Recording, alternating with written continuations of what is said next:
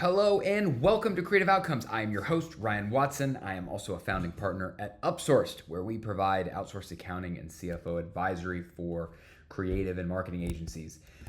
Today, I want to talk about some interesting data that we unearthed from our annual benchmarking report.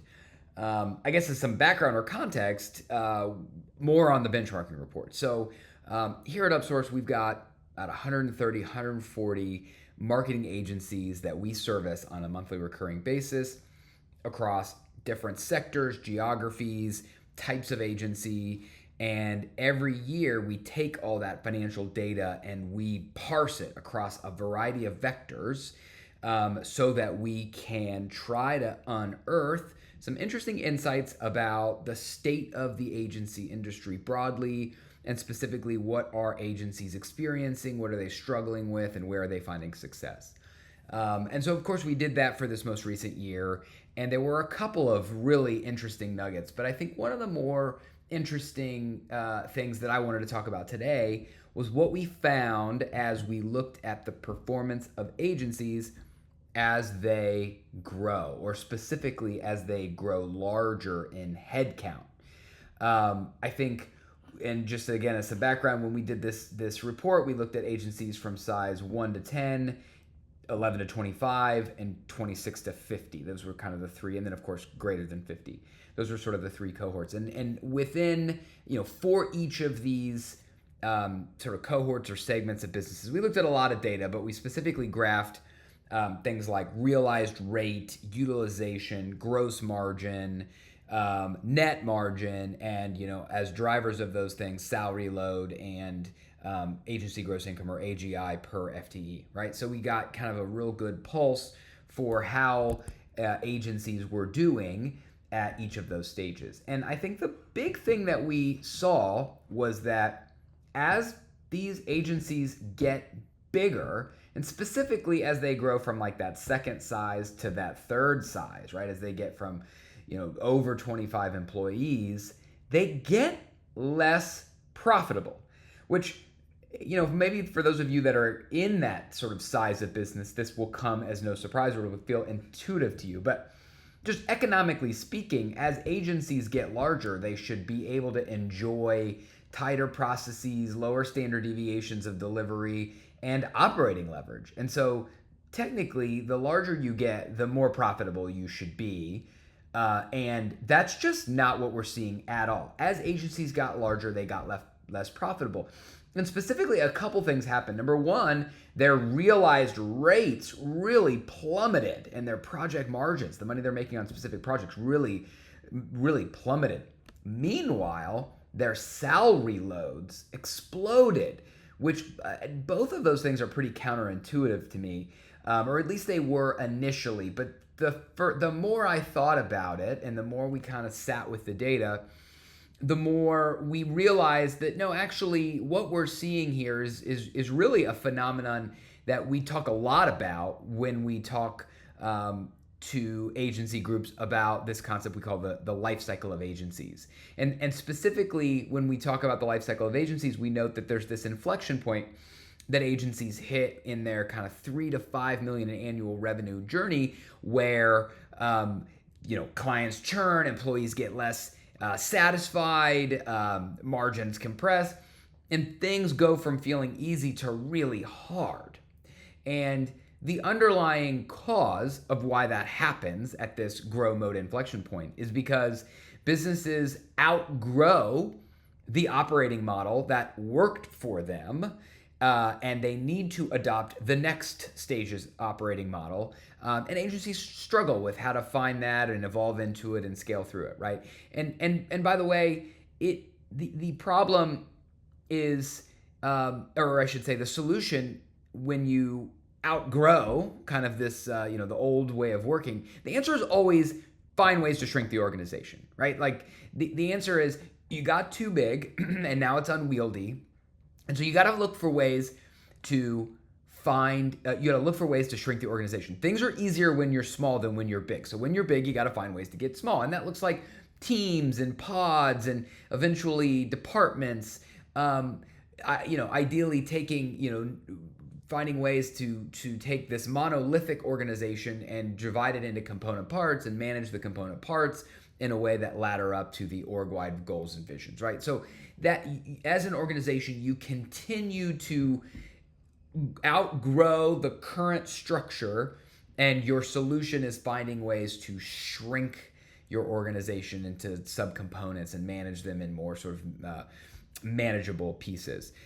So thought very interesting that as we released this data, we saw in real life this kind of anecdotal experience that we've been talking to agencies all along, which is as you get bigger, things get harder.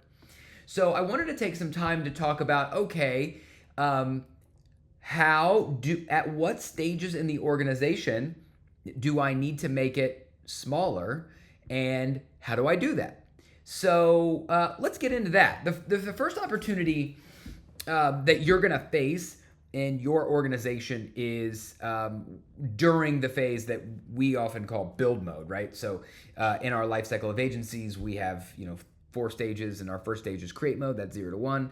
Our second stage is build mode, right? You're now north of $1 million in annual revenue. It's a real business, but now your focus is on getting repeatable and sustainable and profitable, and your team size is now growing, right? And at this point you might hit 10 or a dozen service people, and you start to realize that as a partner or founder or sort of founding leadership, that's too many people for you to manage and also do all the other things that you need to do to execute the work and run the business. And usually what suffers in these situations is the people management, right? You just, have 10 or 12 or now 14, and you just spend decreasing amounts of time on each of those people. But in fact, of course, what's going to happen is that satisfaction is going to deteriorate. The quality of the work that you put out there is going to deteriorate. And so the answer is not just to tack on reports and reports and reports to that same person. Of course, it's now to shrink the organization for each of those people by creating people managers, right? And so now we have people managers who are, player coaches doing the work, also managing other people who are doing the work, who have a subset of the team that report directly to them. And so now, instead of feeling like you're part of 12 or 14 people that are all being managed the same way, each person now has a smaller group, and they report up to, they're one of 5, 5 or 6 or whatever it is, who report up to this individual. So I actually gave away kind of one of the things I wanted to talk about. So the first thing is like, okay, once I get to, whatever it is, 10, 12, I now need to introduce this idea of people management, right? And let me also say broadly, as it relates to, and I'm just going to oversimplify the model, but as it relates to certainly the service group, you have kind of 3 types of employees.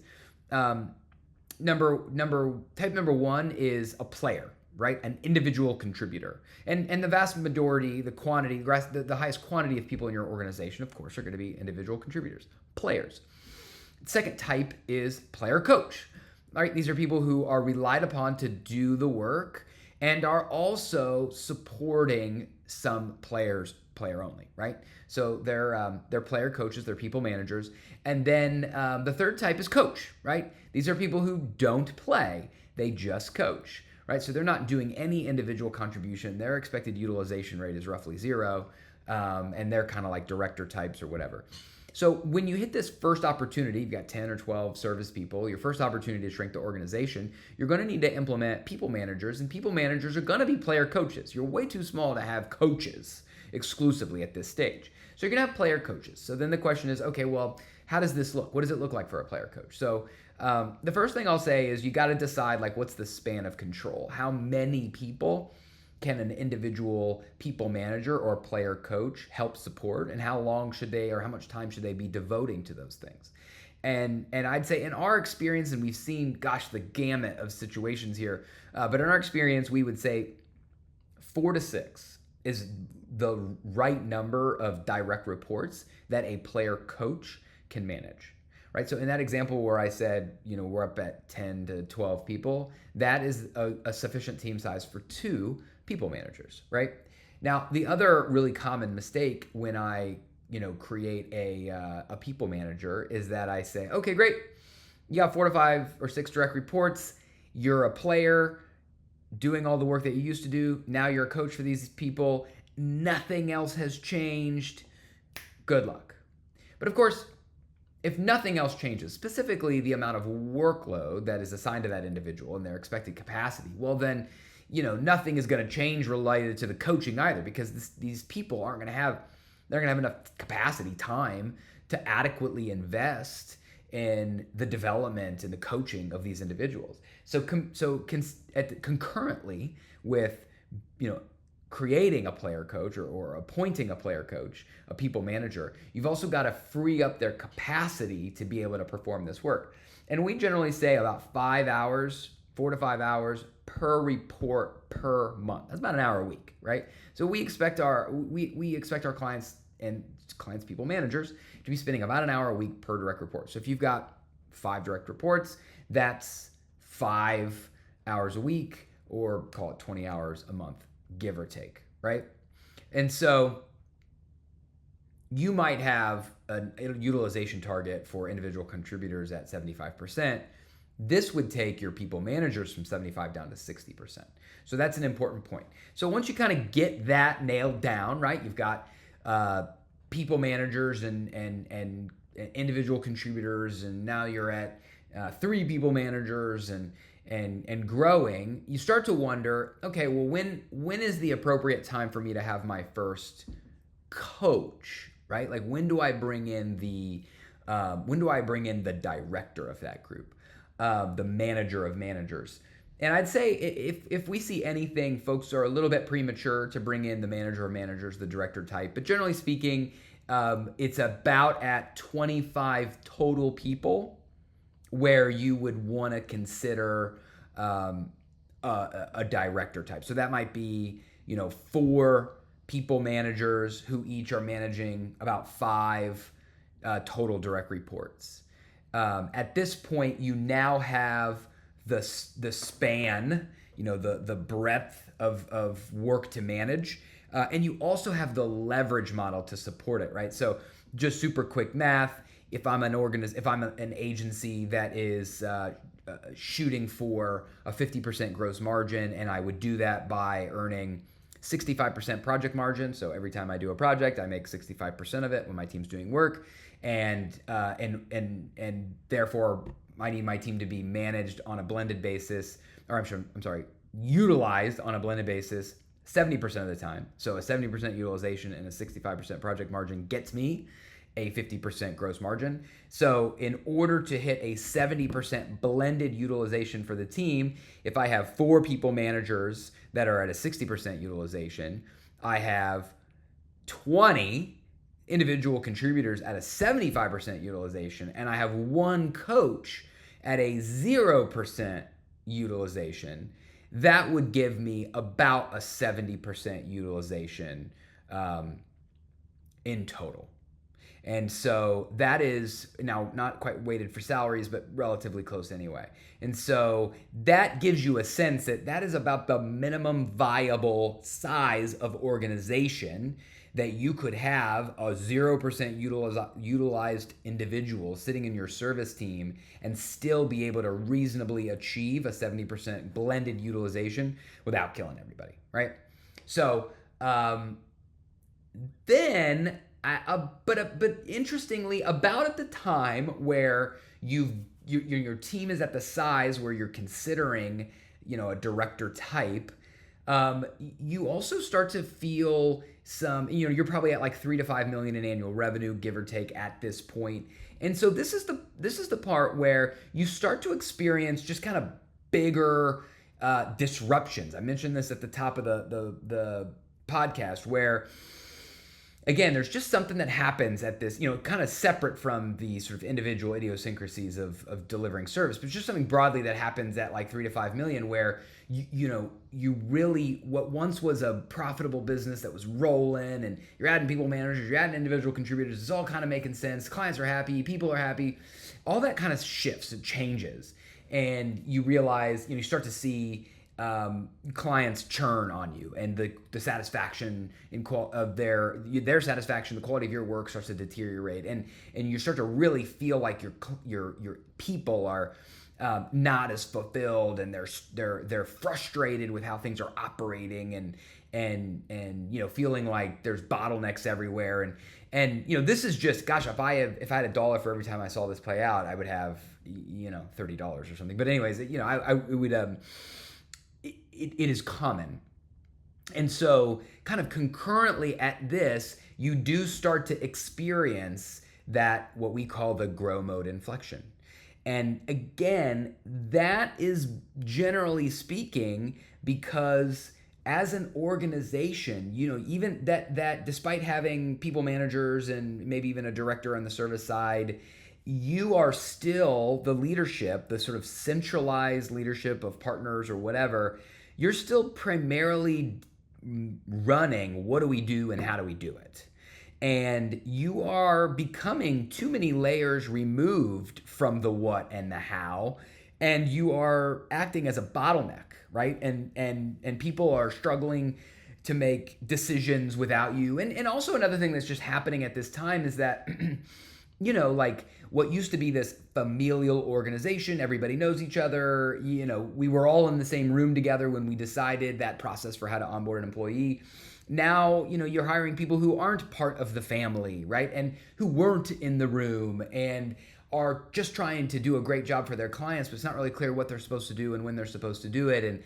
And the business is too unwieldy for them to get the answers that they need. And so this is a very classic challenge. And this creates the kind of next opportunity for you to shrink the organization beyond just the people manager kind of pyramid that you're building. And this is a much more dramatic shift because now at this point, again, you are too large to manage the organization as one monolithic entity. And the solution here, as it is with all these problems, is to shrink the organization. And now the way I shrink the organization is I divide the organization into component parts of what we do, right? So one classic example of a component part might be, hey, we're a multidisciplinary agency. We have SEO and we have social media management and we have content, and those might represent discrete service offerings that our clients can buy and might represent opportunities for me to create subcomponents of the organization, right? So however you decide to kind of divide up your organization, once you hit this inflection point where you're too large to manage as one, what you have to do is divide yourself up into these component parts, right? And elevate. The next step is to elevate the next level of leadership, deputies, general managers of these component parts, of these departments, who can run each component part in such a way that their performance ladders up to the organization performance and achieves the organization vision and goals, right? And how we do this, there's I've got several podcasts on actually how to do this, but broadly speaking, I elevate these deputies, and in order for those deputies to be successful, I got to do three things for them. Thing number one is I got to set goals, right? I have to define what success looks like for them. And a lot of people fail because they stop here. But beyond that, the next thing I have to do is I have to hold them accountable to those goals, right? The worst thing you could do is set a goal for somebody and then not talk about it for the whole year and then come back at next year and say, oh, how did we do, right? No, I got to hold you accountable. We got to continue to talk about those. The most effective mechanism for holding deputies accountable to their goals that we have found is the monthly business review. Number two is hold accountable. Then number three, once I've set goals and I'm holding them accountable to them on a recurring basis, I have to align their incentives, predominantly their financial incentives, to achieving those goals. So that's by and large the evolution of how I continue to shrink. I grow too big, I shrink it down. I grow too big, I shrink it down on the service side as I evolve. And I'd say, in general, if we see any clients struggle with this evolution and the kind of continual shrinking of the organization, we find that they are probably too reactive. They wait too long, or when the pain is too acute for them to make these choices, and in the meantime, they lose clients or they lose valued employees. And so again, I think people are probably a little bit too reactive to the sort of decision to create subcomponents and elevate deputies. But that's the core service side of the business. There are other elements of the business where you'll experience the same opportunity to shrink the organization and or bring in leadership and delegate work, right? And I'll call that, kind of broadly speaking, the OpEx side. So we have like the COG side or the service side, and then we have the OpEx side. OpEx being like sales and marketing, and then G&A, right? So in general, where on the COG side of the core service side of the business, we find people are too slow to move. On the OpEx side, we find the exact opposite, where we see agencies that are too eager, too fast, too proactive in seeking delegation and outside leaders, to ultimately the detriment of their profit. And I'll talk about both of these separately, sales and marketing separately from G&A. So sales and marketing, that's not an area that we see people overinvest in. In fact, we see them underinvest. So, and going back to the data that kind of launched this whole conversation, we look at the benchmarking report and we look at agencies, quite frankly, across all the sizes and sectors, and we see kind of habitually agencies are underinvesting in dollars in sales and marketing. We would expect or recommend about 6 to 8% of revenue. We're seeing like 2%, maybe 2.5% on average of revenue invested in sales and marketing. So I would say the median agency is underinvesting here. But the mistake we see is when agencies decide, okay, yep, I am going to invest in sales and marketing because it is important. And their initial kind of impulse is to bring on some outside person to own revenue generation, to own BD. Because, let's face it, creatives on average, this is their least favorite part of the job. And in a lot of cases, the hardest part of the job, right? So boy, I just can't wait to the day that I can outsource sales and marketing. I can bring on a leader who owns that. And I'll just say that is basically never successful. There is a difference between investing in sales and marketing and abdicating your responsibility for sales and marketing. So at, just quite frankly, south of 10 million in annual revenue, the partner or founding leaders of the organization are absolutely going to have to be an integral part of the sales and marketing motion. And, listen, you got to realize that like brands and clients are coming to you because you are small, because you are boutique, right? If you're under that size, obviously they could work with large agency holding companies, and they're entertaining not doing that because you're boutique and you're specialized and because you're small, and they want that feeling. And so you're just not going to get away with being able to run the whole sales and marketing motion without being involved at all.